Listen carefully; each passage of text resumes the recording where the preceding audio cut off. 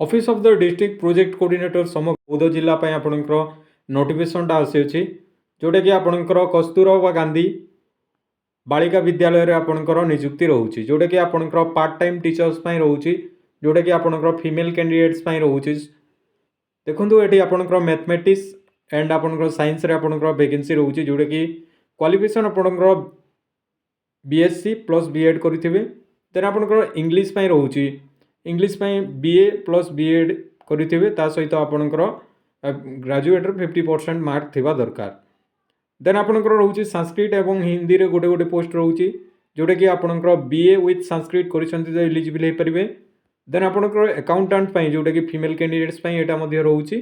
तो friends BA BCom with आपणकर computer knowledge थिबा दरकार। ये देखो आपणकर पार्ट टाइम टीचर्स आपणकर रोचे 8,250 टंका सैलरी रोचे। देन आपणकर अकाउंटेंट 13,750 टंका ये रोचे आपणकर एप्लिकेशन फॉर्म रोचे।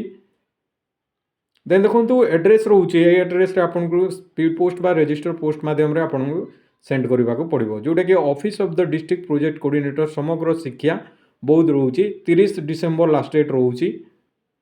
तो फ्रेंड्स ये नोटिफिकेशन पाइबा देखो आपण मैंने बौद्ध ओडिशा गवर्नमेंट .in को जाए आपण मैंने पाइपर।